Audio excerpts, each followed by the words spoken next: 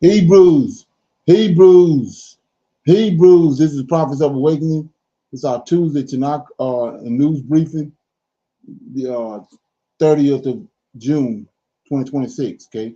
My main topic will be evacuation orders have been issued for millions in Israel, and millions flee from Tel Aviv. So we're gonna check that out. Okay. You can go to our YouTube channel, The Prophets of Awakening, check out our videos. We have over 1,000 or so videos that you can look at, examine, get the meat out. These videos will lead you to the truth of the Holy Scriptures. And if you like what you're hearing and receiving, I'm asking you to like, share, and subscribe to this channel. It'll be greatly appreciated. We have our cash app at the bottom of the screen for those that want to support the channel and help it move along, okay? That too will be greatly appreciated, okay? We also have a sister channel that we come together every Thursday night from 7 to 9. It's our Israelites Women's Advanced Bible Study. It's from 7 to 9. So for the women out there that's searching for a greater understanding, you can check us out on every Thursday from 7 to 9. And you want to come in on the channel, it's 337-802-0889, and we can send you the link, okay? This is a non-Messianic channel, and by that I mean we deal with the Tanak and the Torah. Tanak being the Old Testament, so-called Book of Remembrance, is from Genesis to Malachi, okay? And then Torah is the first 5 books of the Old Testament that was given to Moses by our Savior and our Redeemer, the Lord of hosts, okay? This channel was created to aid and assist our Hebrews who are waking up to their true identity in these last days and understanding who their Savior and their Redeemer truly is. Shalom and welcome to this channel. Welcome to our Tuesday Tanakh and news briefing, okay? We're going to do our normal, which is a moment of silence, prayer, psalms, and then we'll deal with our topic for discussion. Like I said earlier, this evacuation order has been issued in Tel Aviv, and millions of Israelis are in panic right now, so we're going to check that out. Okay, then we go into our Tuesday Tanakh and news briefing, and like I was saying, the objective of this Tuesday night Tanakh and news briefing is to combine the Tanakh with current events and end times, and give people a better perspective on things that has happened and things that's coming to pass, especially. Okay, and then we'll pick a scripture like we normally do at the end of the news briefing, and we'll read that scripture, break it down, talk about it, and then we close out. Okay, this moment of silence is for the Lord of hosts and all that He's doing to bring about our prophesied deliverance in these last days. Oh Lord, we come before Thee at this hour, praising You and honoring You because of Your position, both in heaven and upon the earth, the position in which the Creator Yahweh have given unto Thee. And through Your Spirit and counsel, O Lord, we have awakened. We have awakened to know who we are as a people and who You are as our Savior and our Redeemer. And we are thankful for all that You have done, and we are eagerly searching Your scriptures out that we may be in the right place at the right time upon Your arrival to this planet. We love You and we seek You daily, O Lord. There is none else besides Thee to redeem us. We see You in the affairs of the world, and we faithfully await Your deliverance. Peace be unto You. Okay? So with that being said, read a song right quick. Okay?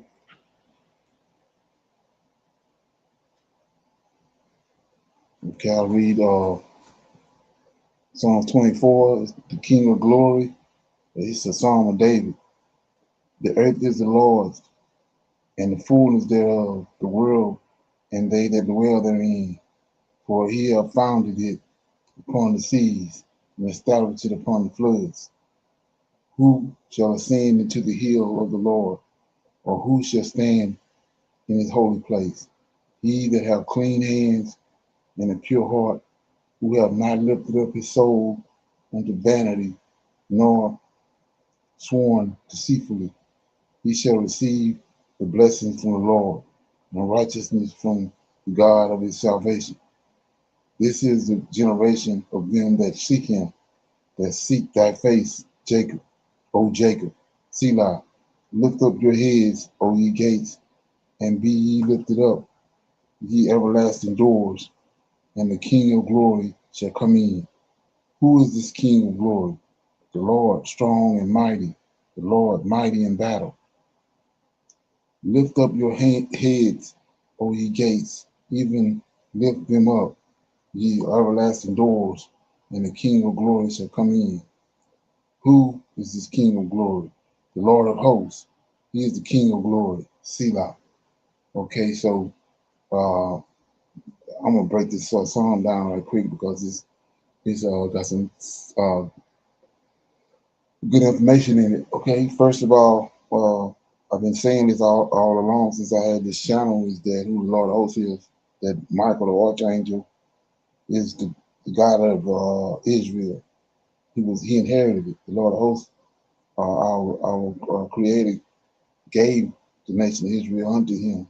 Okay, he sent them to Egypt, and he delivered the Israelites out of Egypt and brought them to the mountain of God, which is Horeb, and then from there, they went to Zion. Okay, so with that being said, it says he asked the question. This is David, Psalm of David, and David is doing the talking. Verse 3 says, "Who shall ascend into the hill of the Lord, or who shall stand in his holy place?" Then it says, "He that hath clean hands and a pure heart, who have not lifted up his soul unto vanity, nor sworn deceitfully, he shall receive the blessings of the Lord, the righteous." And then here go the first example, "and the righteousness from the God of his salvation." So the God that's over Israel is the God, he's the Savior, he's the God of salvation. Okay, when you rightly divide that. Then verse 6 says, "This is the generation of them that seek him, that seek thy face, O Jacob." Then it says, "Lift up your heads, O ye gates, and be ye lifted up, ye everlasting doors, and the King of glory shall come in." So we're going to find out who this King of glory is. Who is the King of glory? That's the question that is posed. The Lord, strong and mighty. The Lord, mighty in battle. So who else you think that is? And Yahweh, who kicked Lucifer and his angels out of heaven in the very beginning. Lord of hosts. And who got the sword? Yahweh or the Lord of hosts who got the sword? So it says right here, okay, who is the King of glory? The Lord, strong and mighty, the Lord, mighty in battle. And it can't be but one person. Then it goes on to say, "Lift up your heads, O ye gates, even lift them up, ye everlasting doors. The King of glory shall come in." Who is the King of glory? Then it tells you, point blank, the Lord of hosts. He is the King of glory. Selah. So let's go give you one more precept. A golden nugget to cement that. We'll go to Isaiah right quick. Okay. He just told you in Psalm 24, the last verse, 10, who is the King of glory? Then it tells you the Lord of hosts. He is the King of glory, right? Then we go to Isaiah 44 and 6. We get our answer. Okay, 44 and 6. "Thus says the Lord, the King of Israel, and his Redeemer, the Lord of hosts. I am the first, I am the last, and besides me there is no God."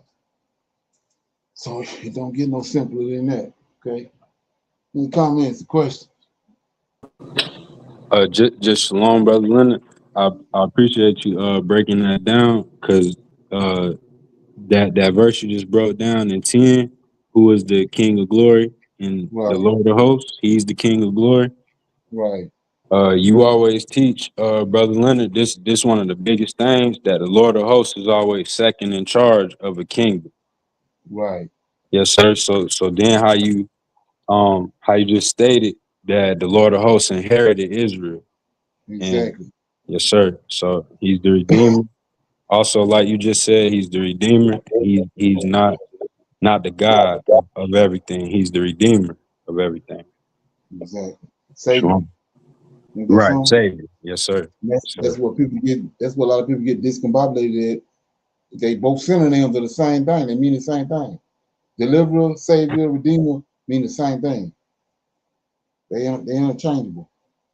Okay, like I said, proper English. Okay. Right, yes, sir.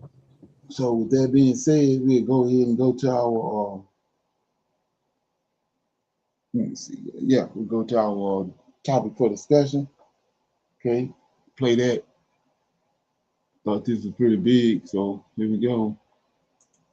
We have a strong Israel first problem in the very senior ranks of the U.S. Armed Forces. And now you mentioned Hegseth. Hegseth, of course, I'm told, is being among the most vocal supporters of all this. And he and apparently our friend, the CIA director, have both said, no, no, no, we have to keep bombing, keep bombing. And of course, the Air Force has always taken a position, if you bomb long enough, you'll win. That's never worked. Crazy. No. It's not an answer, and it's really not what we want to do. And when people bring up World War II, I always look at them and say, we firebombed the Japanese. We firebombed the Germans. We killed billions of people that didn't need to die. Joining us now to give us an update on where things are headed or where things stand with Iran is Colonel Douglas Macgregor. Colonel Douglas Macgregor served as the senior advisor to the Secretary of Defense in Trump's first administration. And about 3 months later, he was appointed to the board of the U.S. Military Academy. And his commentary, his analysis has been very valuable to me personally. He has a new Substack piece out that I highly recommend reading. It's titled Judgment Day for Trump's War, A Path to Peace Begins by Shaking Up the Pentagon. Douglas, thank you so much for joining us. Happy to be here. One truth in advertising, the West Point Board of Visitors fired me almost instantly after Trump failed to win the election. So Biden let you go. I never joined. Well, I got to say, I'm a little disappointed that your advice isn't at all being listened to in the Trump administration right now, because I listened to your conversations with Danny Davis. I listened to your conversations with Mario Nawfal, and you know what's going on, and you understand our military limitations when it comes to this war against Iran. And had Trump listened to people like you, I don't think he would have entered that war. And now we find ourselves in a quagmire. But I'm a very cynical person at this point, because we've gone back and forth with these alleged peace talks. I'm surprised that we haven't attacked Iran again in the middle of peace negotiations. We seem to have a knack for that. But I do want to get a sense of where you stand on this. Do you think there's a genuine good faith effort by the U.S. government to secure a peace deal? It's difficult for me to say that. I'm sure that President Trump would like to see something emerge from this, but he may be alone in his wishes, which is part of the problem. The second thing is, this has nothing to do right now with peace negotiations. This is all a memorandum of understanding, whose real purpose is to get to the point where we can fully open the Strait of Hormuz. Everybody, of course, forgets that the Strait of Hormuz was open, and there was no problem until we attacked Iran. But for some reason, people seem to think that we should now begin attacking again here in Washington in order to open that strait, because the evil Iranians are responsible for this. That's a lot of nonsense. But there are a lot of people in Washington with lots of illusions. And that's one of the reasons I wrote what I did.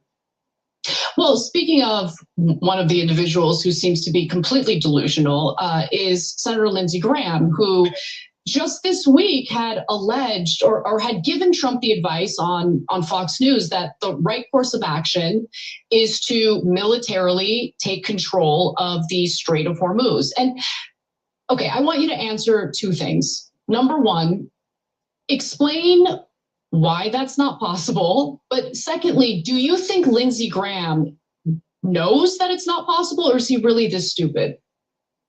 Oh, I don't think Lindsey Graham is stupid. None of the people that you're listening to in Washington are necessarily stupid. You have to look at where their money comes from. And if you understand where the contributions to his continued presence in office are coming from, then you understand the positions he takes. And that's why he's 199.9% with AIPAC and the Israel lobby. So I would just dismiss that part. The first question is a very important one. No, we are not equipped militarily right now to seize control of the strait. Very few people have looked at the geography. It is extremely tough, very difficult to deal with. But beyond that, Iran has mastered something that we saw emerge in eastern Ukraine. We watched the Russians demonstrate it, but we don't seem to have paid any attention to it. And what the Iranians have done is that they have linked space-based surveillance, persistent surveillance, constant surveillance, with all the intelligence and reconnaissance platforms at their disposal to provide instantaneous targeting data to a multitude of weapon systems, mostly theater ballistic missiles, tactical ballistic missiles, all kinds of unmanned systems, anything that falls into the category of unmanned or standoff attack, to the point where anything that moves within 300, 400, 500 miles of the Iranian border is going to be picked up, monitored, tracked, and if necessarily targeted and destroyed. And this is the problem. It's not a question of, can you break through something and get there? No, you can't. If you try to sail a ship through this thing, you're going to be hit by multiple tactical ballistic missiles and probably lots of unmanned systems. You'll either be neutralized or sunk. We don't necessarily want to go through that catharsis, and so we've been unwilling to try and force our way through the strait. If you try to use ground forces, can you get them in there? Well, then you have to go through the air defense system, which has gotten increasingly better, far more lethal now and capable than it was at the beginning. And what are you going to do with it? Well, take islands, seize a city of 250,000 people in Bandar Abbas inside the Gulf. It's not going to do you much good. It's going to be a miserable experience.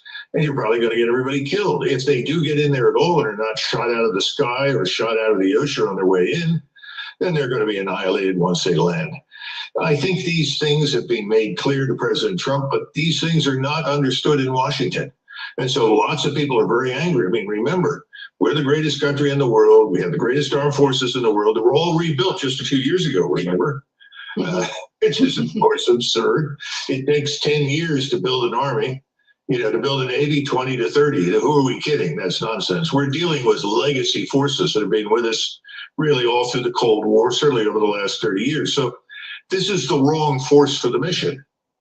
And it's not a question of, don't we have good soldiers, sailors, airmen, and Marines? Of course, that's not the issue. It's the wrong force for the wrong mission in the wrong place at the wrong time. Well, keep in mind that, first of all, the so-called Israel lobby, which consists of something much larger and more powerful than the simple lobby that we talk about, which is a few people and some think tanks in Washington. You're talking about people with billions of dollars. Mm-hmm. And they have been purchasing politicians for 30 plus years. And they have poured a lot of money into politicians. And now they expect the politicians to perform. That's number one. We paid for you. We found you. We put you in office. Now you're going to do what we want. And we want the Greater Israel Project.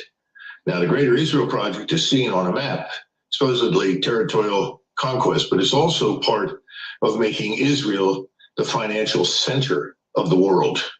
So you're talking about international Jewish financial power, which is really behind everything and is driving everything.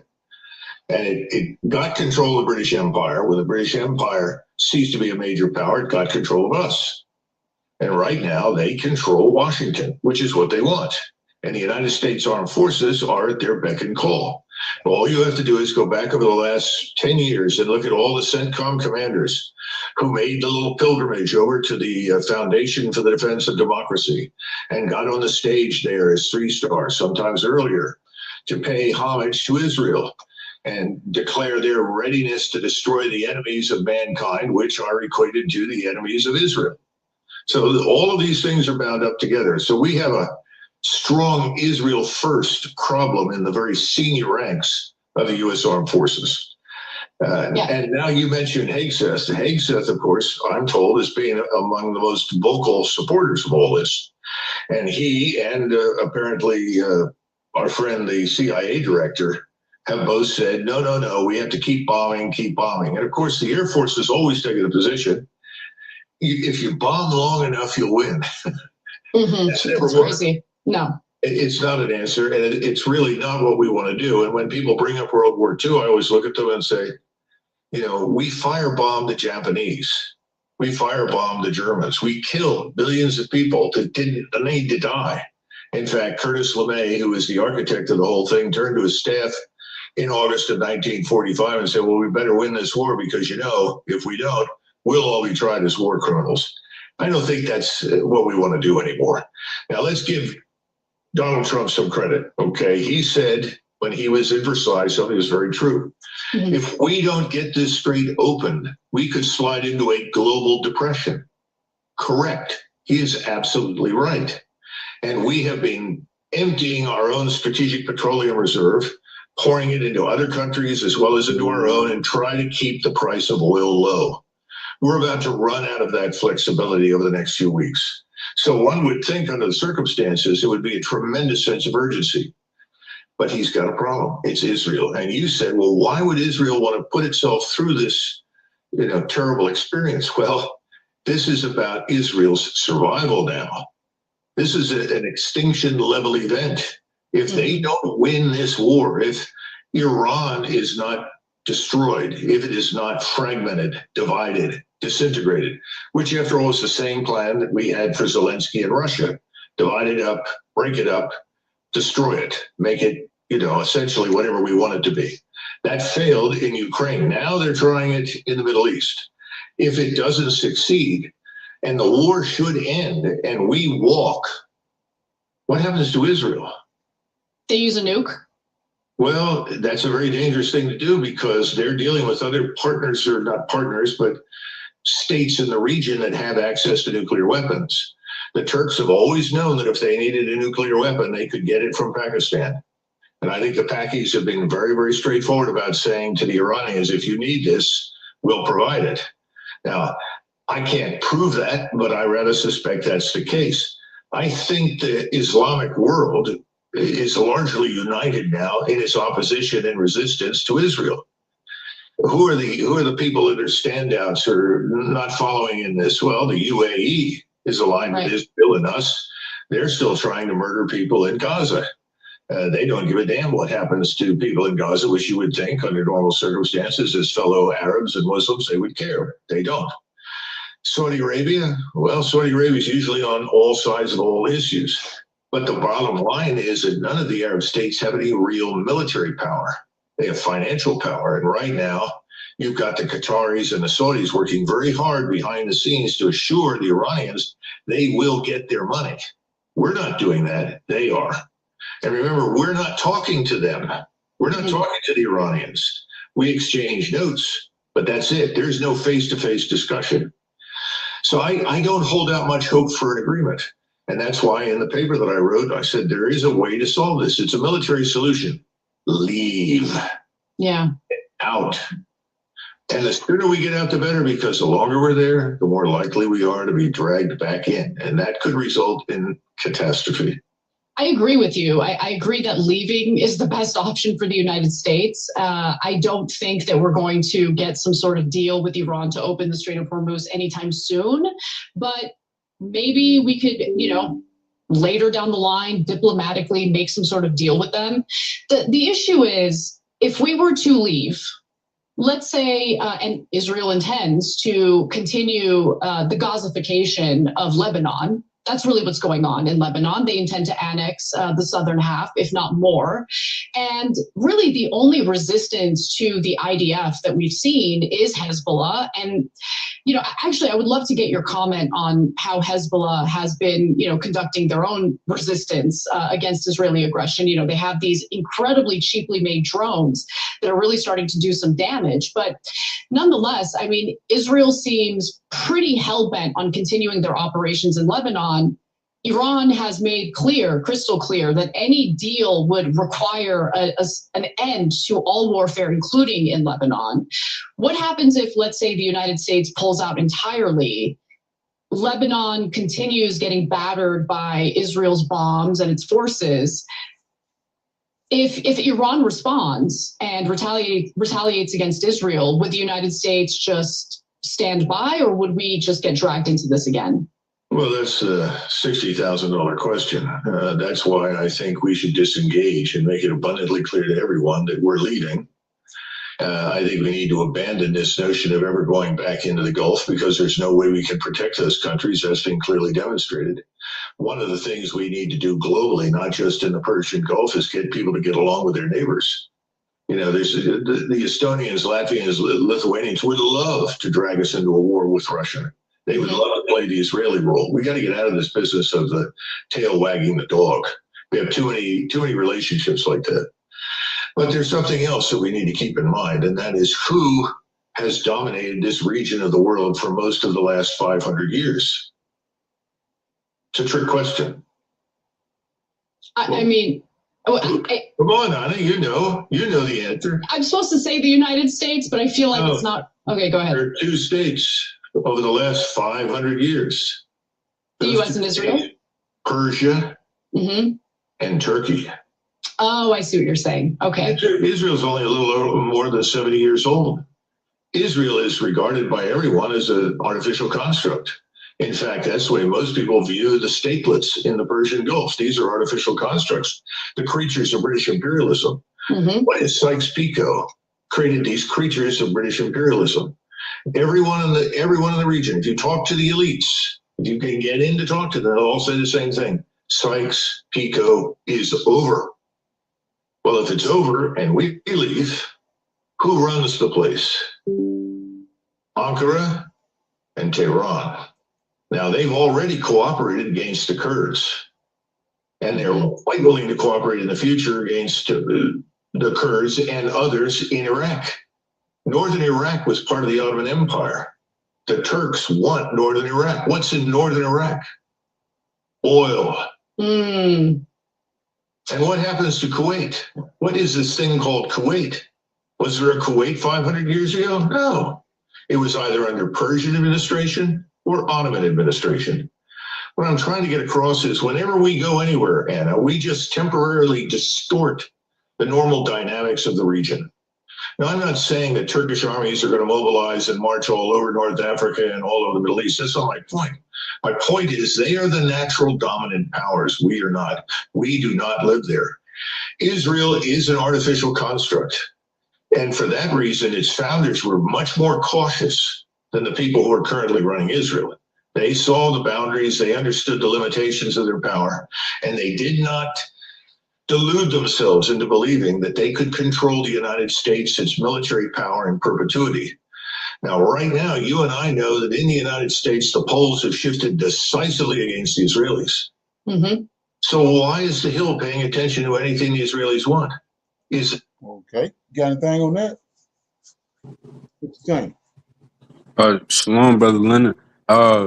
Yes, sir. Brother Leonard, when he mentioned that I mean he said a lot in there, but when he mentioned that this is gonna be a global depression, you know, with the Strait of Hormuz, would it stand closed?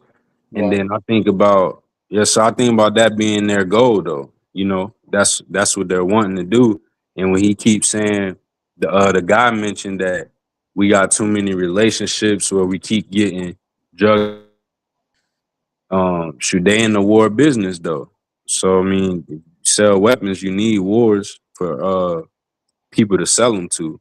But that was my biggest thing that he said extinction level event is coming. Yes, sir. He said that they're going to be, I mean, the video is about, the topic of the video is Israel orders been given to evacuate Tel Aviv. Right. They flee in Tel Aviv.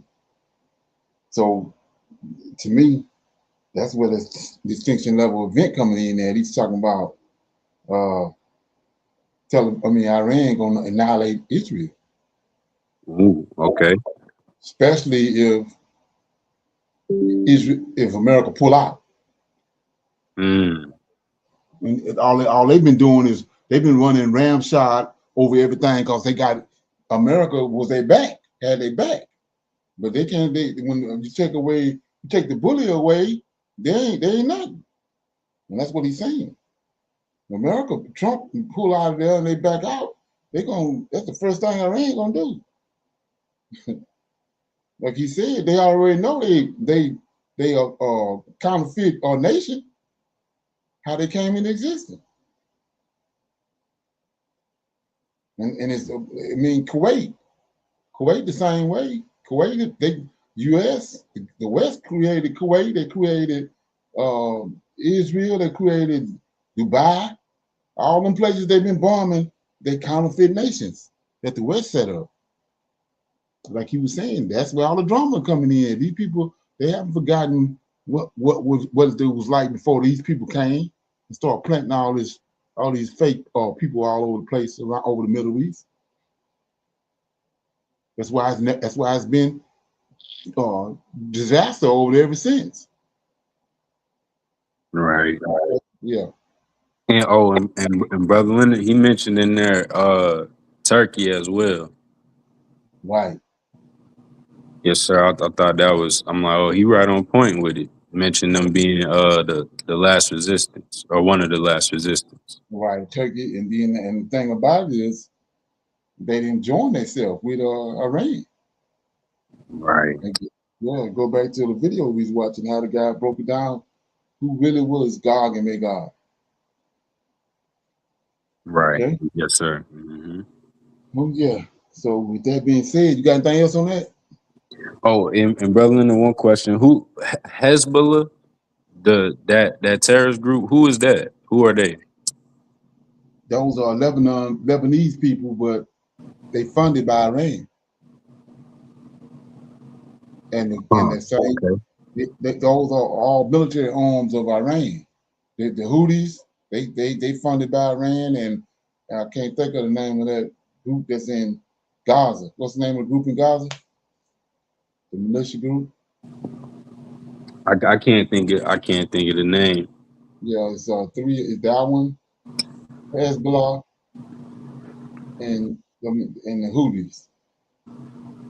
They all being funded by Iran. So I asked you that, Brother Leonard, because it's a group, the terrorist group that's always in the Sahel. That's the West is funding them, but I want to say I thought their name was Hezbollah, but No, maybe no, not though. that's Yeah, all. I think ISIS. ISIS. Okay, Right, that's and ISIS. you might ain't number the same people. It's just that at different times they come out with a different name for them. Back in the day, they was the Taliban. Right. Yeah. Then Right. Mhm. after everything happened with the Taliban, what happened with 9/11, they done morphed into ISIS. But they're the same people that they leaders being trained by Americans, and they America funding them. Same way Iran doing the same thing with Hezbollah and the Houthis and this other group. Or I can't think of the name of them. I know that one guy that's over them. He died. Rabin, Isaac Rabin, I think that's his name. That he was over them. Can't think of the name. It'll come to me. So yeah, you got anything else on that? Shalom, no sir. Okay. So we're gonna go into our Tanaka news briefing, right? Like I said, the reason why this was created on Tuesday nights was to get a better way to diffuse these end time events because of where we at in the end times, current events, and Tanakh and the prophecy. So using current events and the news to connect dots with the Tanakh and with Lord of Hosts prophecies that they have in these last days. Okay, so we'll go to this first one right here. So we already see the earthquakes that's happening all of a sudden all over the place. Got one right Hi here everyone, welcome in Jamaica. to this update video. I trust and hope you're doing really amazing. It is Sunday the 28th of June. The month is almost finished and it's the start of a new week. We're about to head into, no doubt, a busy work week for many of us. So we're going to be looking at weather conditions in the short term. But I start off this video talking about an earthquake. So the Caribbean region remains pretty active.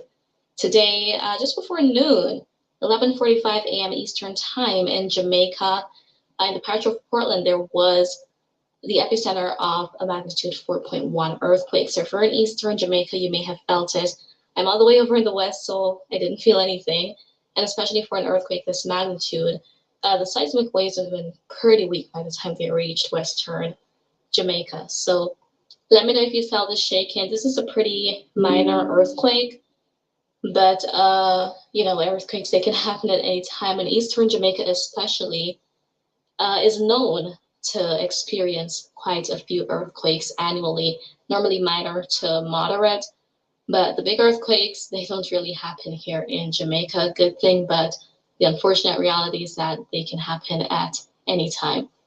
Now, looking at this graphic, those black lines you're seeing indicate fault lines. And here we have Jamaica. We see some of these black lines around, and those red dots indicate where earthquakes have occurred, the epicenters of past earthquakes. So yeah, we've got fault lines running through the country, of course, so that makes us very prone to experiencing earthquakes. And one of the biggest... So like I was saying before, these people know where all the volatile places on the earth is, well, that has a seismic activity that can create a volcano, can create an earthquake, and they can use HARP to do that. They just, like I said, when you understand how it works, they got this big I think it's what, 100-acre field with these antennas. They beam them up into the ionosphere, and then they redirect that energy back down where they want it to.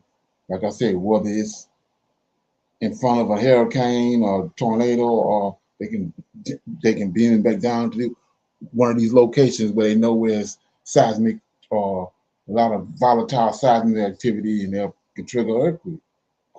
They even know the depth to go, or how far to go, or what was the size they want. They know how to do all that. A lot of people don't believe that, but yeah. And so now all of a sudden we see all these earthquakes happening all over the place. And then not only that, they happen in strategic locations. Like I said, they have a problem with Jamaicans, right? So we see them over there. We see them in Venezuela, okay? So it's not no random earthquakes, okay? You got any comments on that? Shalom. Brother Leonard, I remember you had played a clip one time when they was talking about their plans in the Caribbean and like the islands to make those resorts out there. Right. Yes, sir. That's what it made me think of when I heard that, because like you said, they don't like the Jamaicans. They already told the black people to start leaving from out of there. So, right. Sir. Right. And I wouldn't be surprised real soon something gonna happen in Haiti, because well, that is the same area. They had a problem with Haiti. Yes, sir. Right. So yeah. So yeah, okay. So with that being said, here we go. Right here.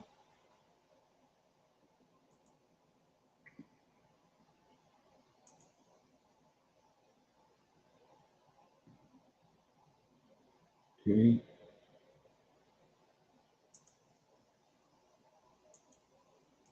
Dome of heat is building, putting millions in danger this holiday week. What is happening right now should scare many people, but I don't want you to panic. But I want you to be prepared, because right now, about 160 million people have been put on a heat advisory. This is over on the East Coast. So if you live or plan on traveling to the East Coast for this 4th of July weekend, well, you need to be prepared. Look at this right here.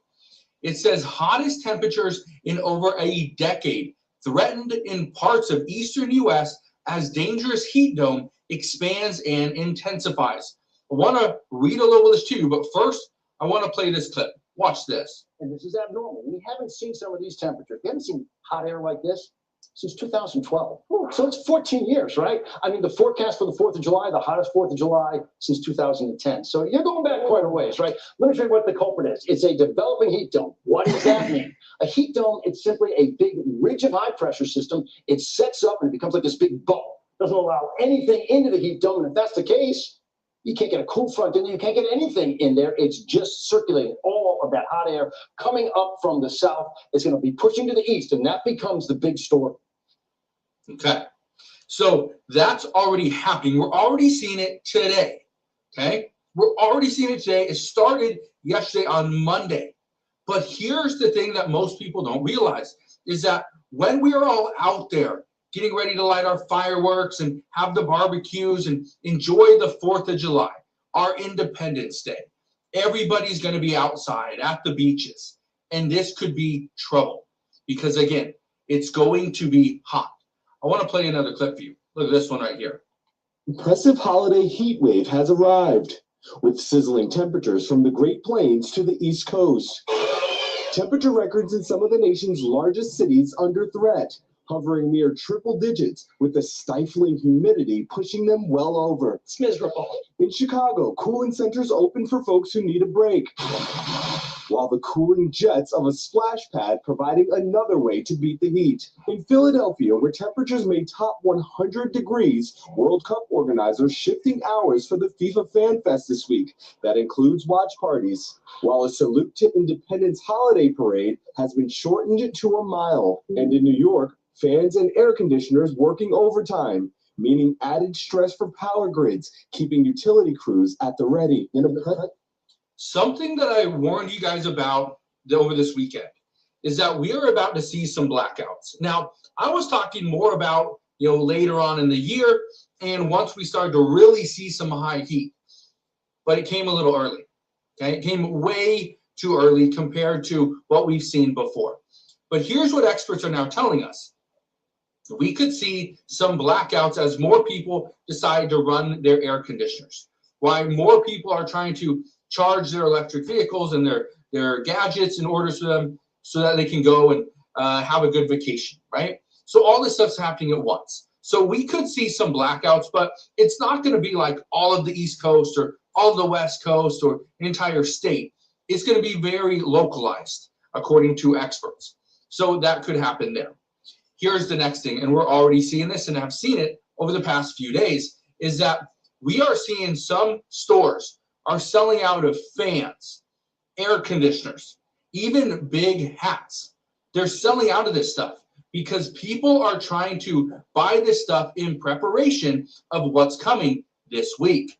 They want to make sure they're good to go, that they have an AC, they have a fan that works. And I've been telling you this for the past several months, is to prepare. We were told there's a very good chance we see a super El Nino this summer. That would mean we are going to experience some hot events, okay? So if you are not prepared, go and do that now. Amazon has a bunch of stuff. You can go and get some ACs, you can get some fans, you can get personal cooling devices. They have so much stuff, okay? So make sure you do that. Want to give you some tips on how to stay cool though, and then we'll watch the rest of this. But here's the number one tip that I want to give you. And I'm giving you this. This is not coming from me. Well, it is, but this is something that I was taught by landscapers, okay? You want to learn to stay cool? Talk to somebody that works out in the heat. Talk to a landscaper, a contractor, people that are out in the heat in the summer working, doing a difficult job, okay? And so when I was talking to this landscaper, one of the things that he said, number one thing, a big hat. Get a big like wicker hat, okay? Get one of these big hats so that you can keep your head cool. You want to keep your head cool, number one, okay? You want to keep your feet cool, okay? Just some things you should be doing. He also said, wear loose, baggy clothing. Don't wear tight clothing, okay? Wear loose, baggy clothing. This is why landscapers wear long sleeve shirts and pants, even when it's 100 degrees out, because that will help regulate their body temperature. What that landscaper told me. I want you to watch this though. It's really just the start here in New York City as this heat dome builds off to the east. This city in the metro area is now under a extreme heat warning that'll probably last right into the weekend. All the pink areas are where those warnings exist. So that's over 100 million Americans in dozens of big cities like Nashville, St. Louis, Chicago, you name it, they're in it. And this jet stream is surging north, the heat dome in place. That means high pressure, not just at the surface, but top to bottom in the atmosphere, over land, lots of sinking air, sunshine baking that ground and heating things up dramatically. And that's where we get the temperatures well up into the 90s. But with the humidity, it'll feel like well up and over 100 degrees in Chicago and Cincinnati, in Pittsburgh, and this all shifts to the east tomorrow. And so New York gets into it. And by the time we get to Thursday and Friday, we're talking about actual high temperatures that will be record shattering over the next several days. Okay, what you think? Shalom, Brother Leonard. Well, I've been seeing, especially when he says specifically, the blackouts won't be, nationwide or what have you. They'll be localized. I feel like I've been seeing kind of that being foreshadowed, because even we had a little blackout over here. It was only for like maybe 30 minutes or whatever. I got a notification on my phone, but and it came back on real quick. But even something like that, I think I've been seeing that because it has been hot. At like 4 this morning, it was already 75. Right. Yes, sir. So yeah, I think that's I think he's right about what he's saying. And then a question for you, Brother Leonard, with is this from the Lord of hosts, or is heart maybe doing something too with the heat? Well, I think it's both. I think it from what they've been doing, tapping with the ionosphere and all that, and what the Lord hosts doing. You know what I'm saying? So it's a combination. It's a combination of both. What I think. Which it brings me to my next one. I don't know if anybody heard anything about it, but I thought it was let's check it out. I'll do some more research on it, but check it out. On a Saturday afternoon in March 2026, a piece of rock from space, weighing around a ton, was heading straight toward Earth. About 30 miles above Houston, Texas, it broke apart, and part of the rock survived. It kept falling. Houston narrowly escaped a huge tragedy. The space visitor could have exploded low in the atmosphere, right above the city. The shockwave could have damaged buildings and hurt hundreds of people. Instead, the rock crashed through the roof of a house and bounced around inside a bedroom, hitting walls and furniture. Miraculously, no one was hurt. The weirdest thing is that this wasn't a single event, not even close. In just the first 3 months of 2026, Earth has been moving through a strangely crowded stretch of space. We could say it was almost stuck in a cosmic traffic jam. Across huge distances, from California all the way to Germany, people have been looking up into the sky and seeing the same thing. Massive blazing streaks shooting across the sky. Those are fireballs. So that's what I'm talking about. They said it just had 3. It came over Florida Saturday. Now, normally Earth is constantly collecting space dust, but most of it is tiny, like grains of sand. This dust burns up high in the atmosphere and disappears. But now, objects hitting Earth's atmosphere are bigger and brighter. No wonder scientists are paying close attention to these events. They've studied meteor data going back all the way to 2011 and found out that for years, everything looked quite predictable until the pattern changed. The number of those bright fireballs has increased, and it's not a coincidence or a random spike. Let's make a tiny detour into the nature of these events. They usually start with meteoroids, small rocks or particles floating through space. Most are tiny, smaller than a pebble, and burn up when they enter the atmosphere. When a meteoroid heats up and produces a streak of light in the sky, it's called a meteor. That's what people see as a shooting star. Some meteors are brighter than usual. Those are called fireballs. They can shine brighter than Venus. Fireballs can sometimes explode with a sonic boom and produce loud pressure waves that rattle windows. If a piece survives the fall to Earth, it becomes a meteorite. It's an actual rock you can pick up and study. Now, in the first 3 months of 2026, scientists recorded 2,046 fireballs. That might sound like a lot, but it's almost the same as in 2022, when there were 2,037 during the same period. But then, why are experts worried? Because the problem isn't the number, it's how big those space rocks are. See for yourself. Usually, when a fireball dashes across the sky, only a few people notice it. But in March 2026 alone, 5 separate fireballs were seen by more than 200 people each. There's more sightings in one single month than in all the Marches combined over the last 15 years. One event on March 8th stood out. A bright fireball slowly broke apart over Western Europe right in the middle of the day. The sky was obviously bright, and still 3,229 people reported seeing the fireball. These days, rocks go deeper into the atmosphere, breaking the sound barrier and sending shockwaves through the air. About 30 of such events happen in just 3 months. That's roughly 1 every 3 days. But where are these fireballs coming from? To figure that out, astronomers decided to trace each of them back to its starting point, called the radiant. And when they mapped those paths, they realized something interesting.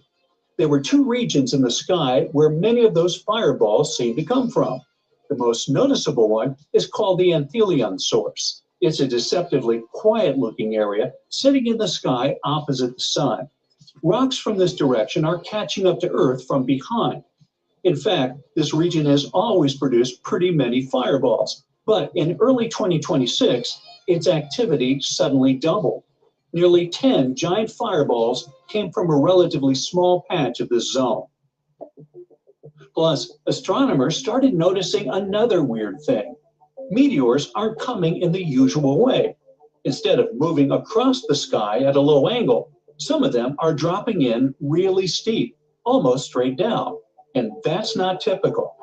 So could this be a new kind of meteor shower? Well, unlikely. Meteor showers are usually very predictable. Earth moves through a thin trail of dust left behind by a comet, which happens at the same time every year and comes from the same direction. As for this situation, it feels very different. It seems so weird that some people even start wondering if this fireball activity could be something artificial.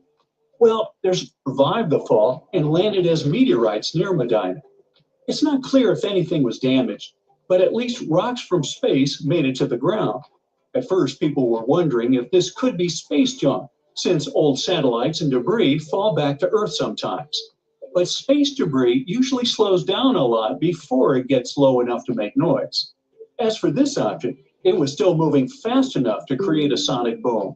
It means it was most likely a natural space rock, not something made by humans. Now, the Ohio incident happened after a similar event had taken place in Germany a bit earlier. In the city of Koblenz, a fragment struck a house and punched a hole in the roof the size of a football. It happened in the evening, around 7 p.m., so those who lived in the house were still awake and going about their day. Luckily, no one was hurt. Authorities quickly confirmed that it was a natural space object that had burned through the atmosphere before hitting the building. Firefighters and police checked the scene and found no danger. Still, this caused quite a stir. Emergency services received loads of calls from people who wanted to report what they had seen. Apparently, the fireball was visible across several regions of Germany and even in neighboring countries like Belgium, France, the Netherlands, and Switzerland. Most witnesses described the same sequence of events: a bright streak across the sky and then a loud boom. Researchers studied the fragments from the 2 events. The rocks turned out to be rare types of meteorites called achondrites. They formed more than 4.5 billion years ago, when the solar system was still taking shape, and likely came from large asteroids with layered structures, similar to small planets. But even though the German and Ohio rocks are related in composition, they came from completely different directions, even though they reached Earth just 9 days apart.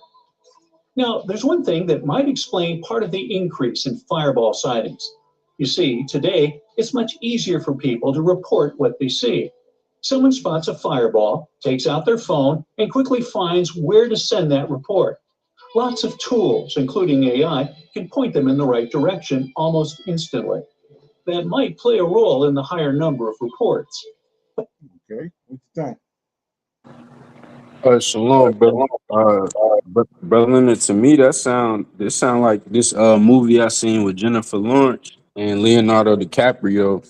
We have a I think it's called Don't Look Up, but they were like scientists or whatever, or researchers or something like that, and they were trying to warn the government about the those things that the guy said in the clip, asteroid.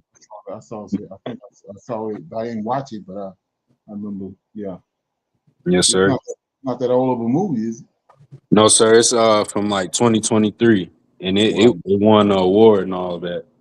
Yeah, I remember. I saw that. Mm-hmm. Okay.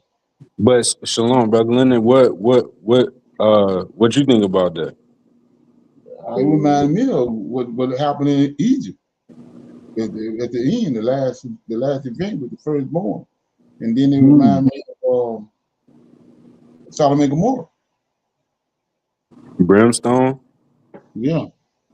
Oh, okay. You know what I'm saying? Like I Okay. said, the Lord of Hosts deals with the environment, with his creation. You know what I'm saying? Right. Okay. So, yeah. Okay, so just go to the next one. Yo, we were just talking about this, so this is the reason why I'm bringing this about understanding who Turkey is. Check it out. I probably should take it more seriously. Today in Dubai, it gave me PTSD because it's not a big deal here, but freaked a lot of people out in Dubai. So they got an alert, seek shelter because of drone missile attack, and it turned out to be a false alarm. So that brought back memories. Back in the day, we'd be doing a show and we're talking about whether the desalination plants would be struck, etc. But it's calmer times now. But I don't know, the rhetoric is very concerning, and I'm glad we can speak today because in the last 48 hours, there's been a lot of developments when it comes to Turkey. So Trump, and we've spoken about Turkey before, you know Turkey very well, the Turkish military, we've discussed it even before this war. And Trump has been praising Erdogan, has been talking about the possibility of supplying F-35s to Turkey. Meanwhile, you've got Israel, and I'm actually glad we're speaking today, not yesterday, because today Israel, where's the statement here? We've got a statement from the Minister of what? Okay, let me find it 2 seconds. There it is, the Minister of Science and Technology. He says this: I have no doubt that the Iranian regime will eventually fall. And then he says, once we move beyond the Iranian regime, there is the Ottoman Empire's ambition, which will seek to expand and spread its influence. There is no doubt that Turkey, with its ambitions to expand beyond its borders and to lead the region according to its own vision, poses a real future threat to the citizens of the state of Israel. Israel always prepares for every threat, and there is no doubt that Turkey is becoming a front that could indeed become a threat in the future. And then you've got Foreign Minister Gideon Sa'ar also today requested the government to officially recognize the Armenian genocide retaliation. So Netanyahu has already recognized it personally, but the country hasn't. And that's in retaliation to Trump weighing the possible sale of F-35 jets to Turkey. People have been talking about the threat of these two countries clashing. I probably should take it more seriously. I haven't, because I know they do a lot of business together, and I just thought it's just rhetoric for political points. But it's really getting, especially after what happened with Iran, which really shocked me, the war with Iran. I don't know, should we be worried about these two countries clashing, especially in Syria? Oh my. First of all, it's astonishing to me that people think the war with Iran is over. I do not. I encourage people in Dubai to think twice about their future.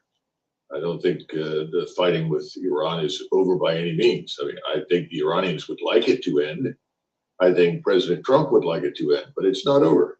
You just had this massive missile assault by the Iranians against Israel in retaliation for Israeli attacks in northern Lebanon. So why would anybody assume then that the larger region is safe from any future war? I don't understand that. So that first point is the war with Iran is not over. And with all due respect, Turkey. Can you stick to that point, please? Yeah. I will, absolutely. You know, and with all due respect to this minister in Israel, he's talking as though Iran is inevitably going to fall and become the victim of Israeli and American military power. I don't see any evidence for that. So, first of all, let's get something straight. Iran is strong. It's more powerful today militarily, and I would argue politically, than it was at the beginning of the war. It's not going to go under for reasons of economics by any means. It's got powerful allies in the form of China and Russia and others. So let's just keep that in mind as a backdrop to the discussion about Turkey. The Minister of Israel of Science and Technology is correct. I made these points in 2013 on the anniversary of the 73 war in Israel. I told an Israeli audience almost verbatim what he said. And people thought I was crazy. Oh, no, that will never happen. That's an impossibility.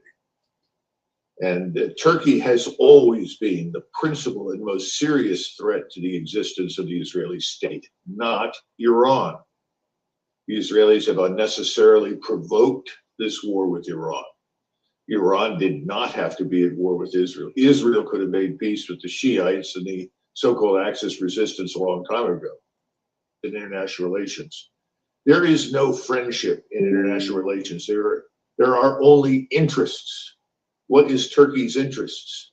The Israeli description of the Turks is correct. He described their interests. Syria is viewed by the Turks as a Turkish province. So is northern Iraq. Northern Iraq is viewed as a Turkish area. Turkish generals have pointed to cities like Erbil and told American general officers during the long, pointless, stupid, self-defeating occupation of Iraq, Erbil is a Turkish city. Kirkuk is a Turkish city. Let there be no doubt about it. Nobody knows what he's trying to achieve. All he knows right now in the White House is, I gotta help Israel. Do you think, well, first, what you're referring to is something when I first read it, I'm like, there is no way about Trump throwing a statement there that Al-Shabaab should come clean up Hezbollah. I just thought he's just talking whatever he's thinking. And I didn't think there's any real thought being given to this idea. And then I saw him mention it again. I'm like, why is he mentioning the same stupid idea again? And then I saw a report that Al-Shabaab, there's military buildup, a Syrian military buildup on the Lebanese border, and it accelerated after Trump's comments. That got me a bit worried. Now, there isn't much of a military in Syria, from what I understand. Israel just bombed the hell out of it after Assad fell. Now, I'm not sure whether the military buildup, one of my guests told me, Mario, it's in case the pro-Assad forces in Lebanon make a move on Syria, so it's precautionary. Another guest of mine said there's a big drug trade there, so this is to have some sort of control of the border, and maybe also to control the flow of arms to Hezbollah through Syrian territory. So all these different theories. And then I saw Trump's comments to the press about Erdogan, how he likes him, respects him as a leader. He's considering a big gift for him, referring to the F-35s. I think they're looking at the F-35s. And I'm like, hold on. Is there a conversation happening right now where Trump went to Erdogan like, hey, I'll give you the F-35s, but you get your puppet al-Shara to go into Lebanon and fight Hezbollah? And how much agency does al-Shara have? Because al-Shara also made it clear he does not want to fight Hezbollah, and he also even told the Lebanese, don't trust the Israelis. So if it was up to al-Shara, he wouldn't go into Lebanon. If it was up to Turkey, I don't think they'd do it. But if there's enough of an incentive, is it even possible that this could happen, that Trump will pull it off? Would Erdogan and al-Shara do it? Everyone now knows that President Trump has approved a $700 million sale of General Electric jet engines for use by the Turks in their new fighter, the Khan. So they have a new fighter that they want to complete building, but they need jet engines they can't produce domestically. President Trump has now approved that. There's no doubt in my mind that President Trump is hoping that he can produce this outcome. And of course, he's also got some Israelis that he's known off and on for years who've always said, let's pit these people against each other. The more they fight each other, the better. So there's some of that in the background. But what he doesn't understand is the larger picture, which was painted by the Israeli Minister of Science and Technology.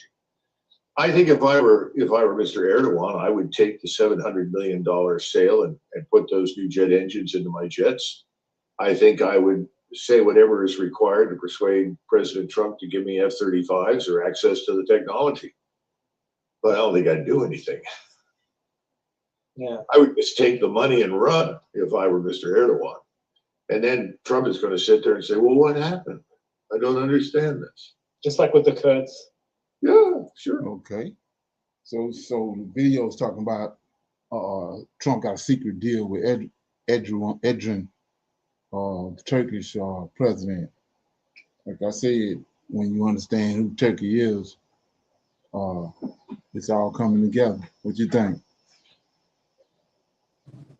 Shalom, Berlin. That's interesting right there, right? Because Yeah. yeah, I didn't necessarily know they had ties in that way. I knew they had business relations, but Brother Leonard, are the Turks, are they Cain seed or are they Edomites? They can't see. Okay. Yeah. They tied to Gog and Magog. Right. Okay. Yeah, I thought this was this was disturbing to me. Check it out. It's like these people, they got they pros at finances, and for the last almost 3,000 years, they've been dealing with finance, so they know just how to bring a country down, how to build one up. Check it out. Okay. People acting up. Here we go.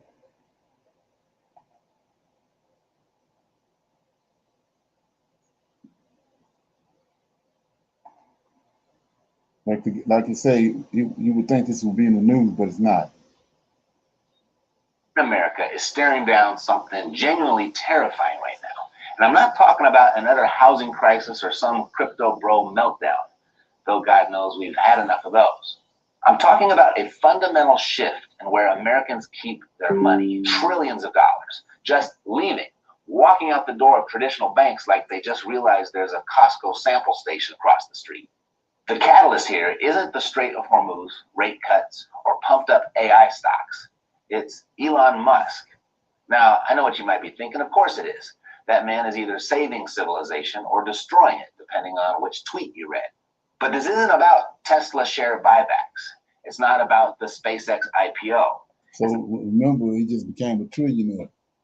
Not even about whatever the hell is happening with his robots building robots. No, this is about something he's been working on in the background that nobody is paying attention to. You see, your bank is paying you almost nothing. The average is 0.38% interest on a savings account right now. And the richest man on earth just noticed. So while the internet has been immersed in everything Elon the last few weeks, he quietly flipped a switch and launched a bank. 6% on your savings, roughly 15 times what the big bank down the street pays you. Sitting inside an app 600 million people already have open on their phone. Oh, and there's more.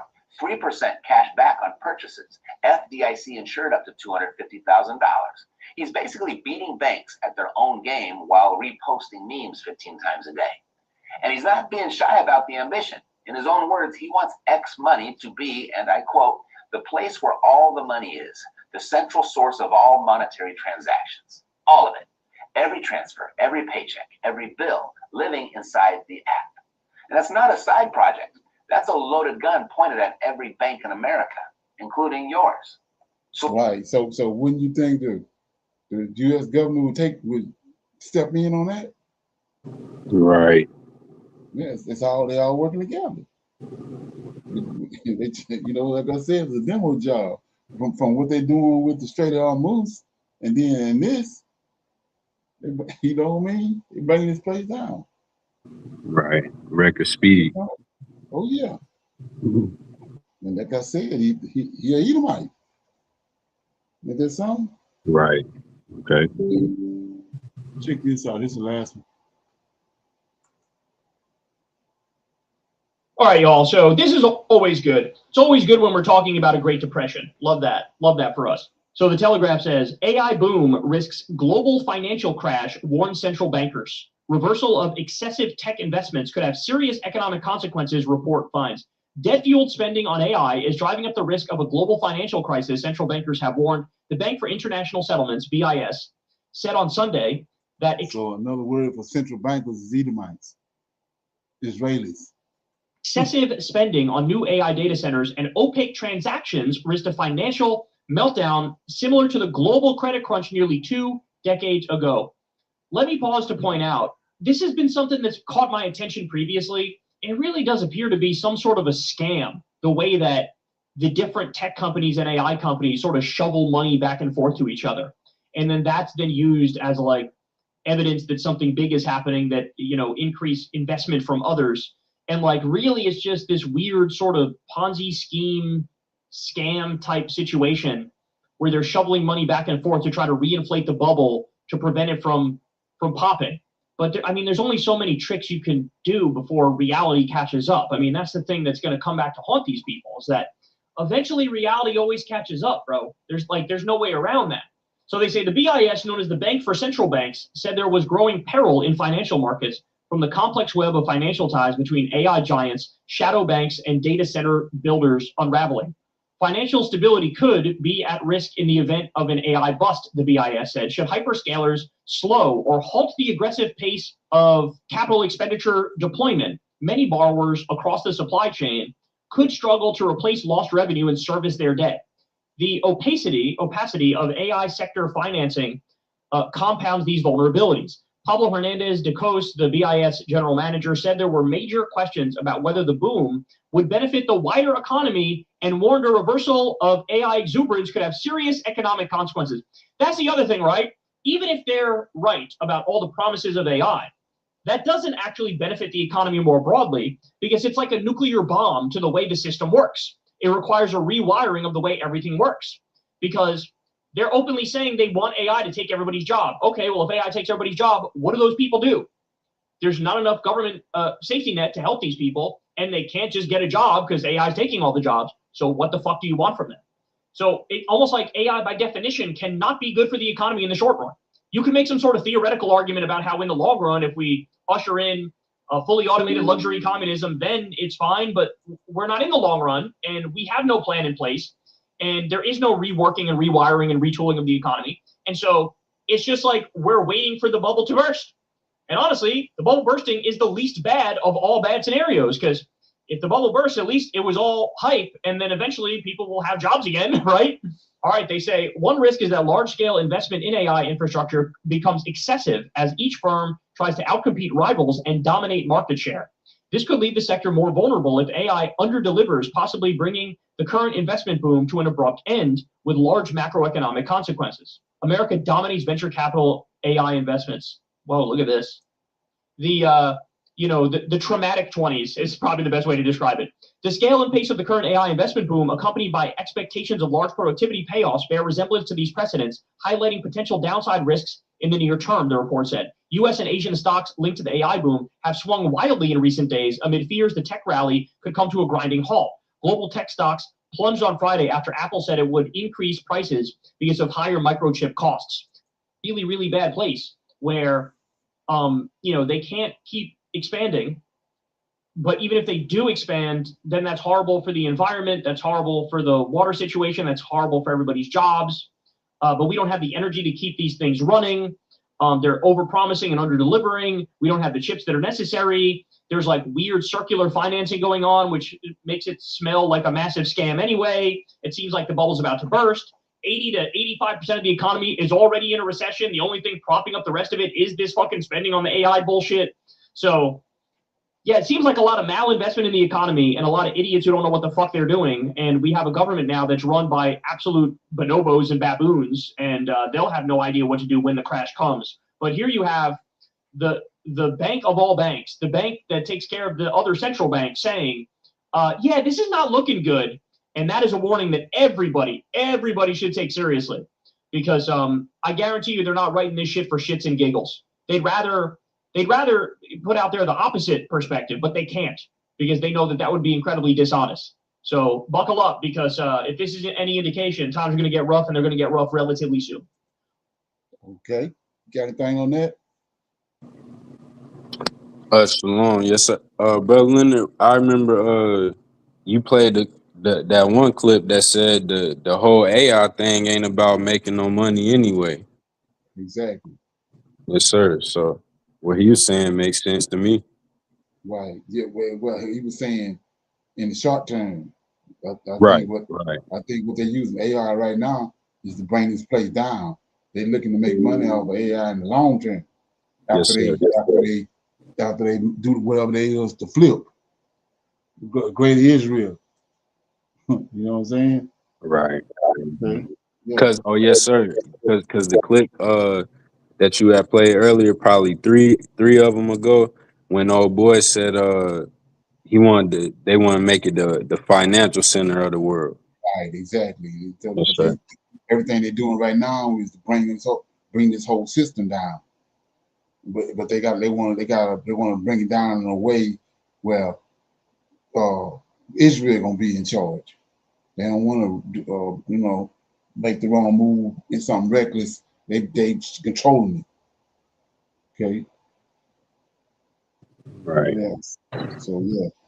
So you want to pick a scripture and we'll read it, and then we'll break it down, talk about it, close out. Yes, sir. Shalom, brother Leonard. I'm gonna read that last verse in Hosea 5, and then the first two in Hosea 6. Okay. Yes, sir. And it says, "I will go and return to my place till they acknowledge their offense and seek my face. In their affliction, they will seek me early. Come and let us return to the Lord, for he hath torn and he will heal us. He hath smitten and he will bind us up. After 2 days, after 2 days will he revive us. In the third day, he will raise us up, and we shall live in his sight." And shalom. That was Hosea 5, verse 15 through Hosea 6, verses 1 and 2. Shalom. Okay. What's your take on that? Shalom, brother Leonard. When I know I had learned that these 2 days, in Hosea 6 and 2, these 2 days is 2,000 years. Right. Yes, sir. So over this time, we done had to deal with JC. And when in verse Hosea 5 and verse 15, where he says, "I will go and return to my place." This the Lord of hosts talking, from what I understand, in his place in heaven next to Yahweh.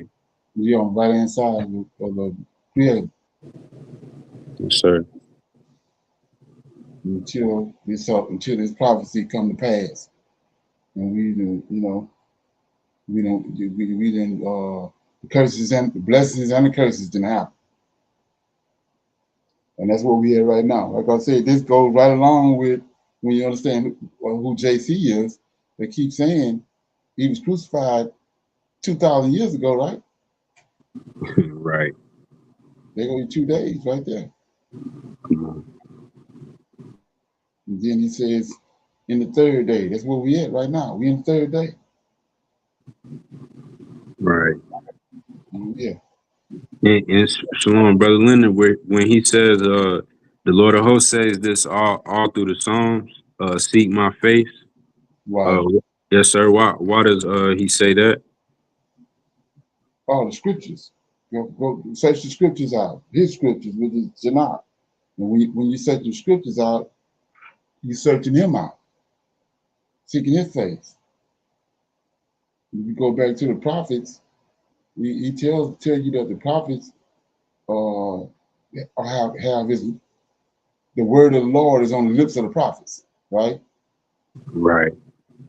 So how did they get it? in his face. Sir. Right. So we got in. So that's so if you seek the Lord out, you seek the truth out, you're gonna end up in his presence. Like King David said. Right. Okay. Yeah, I keep on. I keep on. This keep coming up, and I keep on getting about it. So I'm gonna go ahead and break it down now. We'll talk about it, but I'm gonna put it out there. I was noticing how in the Psalms David always saying, "Awake, O Lord," and all that, right? Right. Yes, sir. As if he sleep. You know what I'm saying? Right. And so I was reading the other day in the Psalms, and it said, "Lift thyself up." Right. Okay.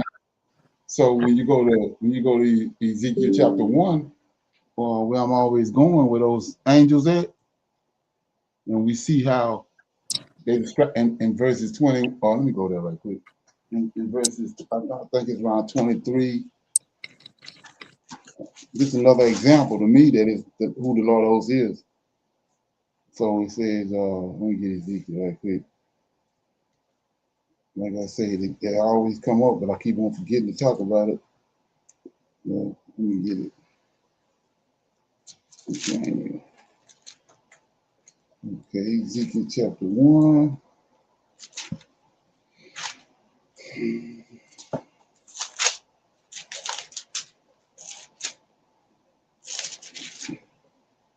Yeah, okay. So he says, I'm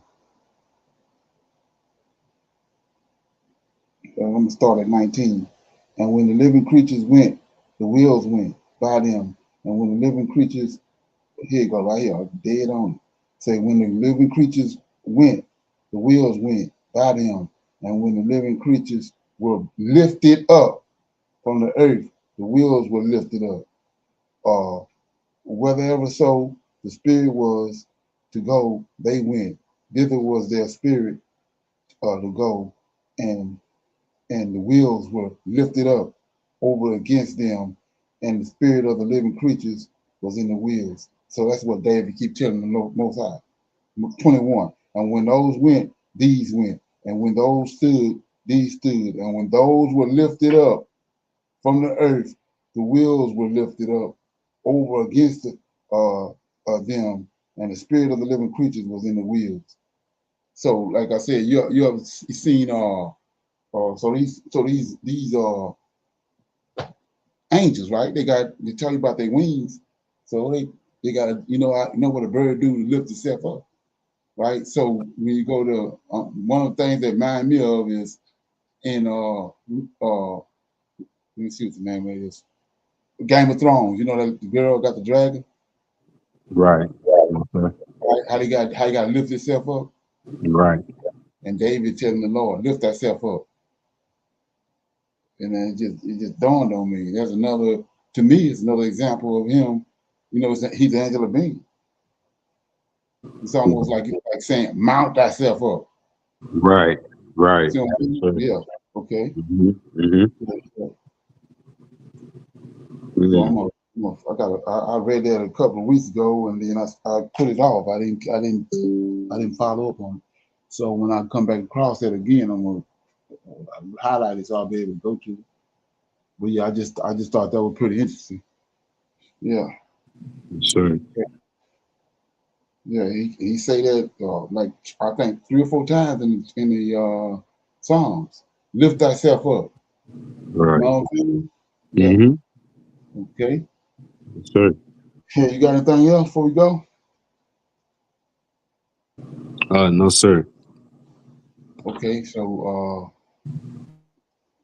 so with that being said, I'm gonna say shalom, shalom, and another shalom. I see everybody tomorrow. We got our reading through the Tanak night.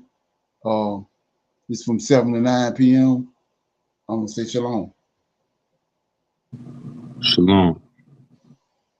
I highly recommend that you get this book and you read it because it's a must that you understand who God head is in the order that's in the Old Testament in Tanakh, because it's not the same as in the New Testament.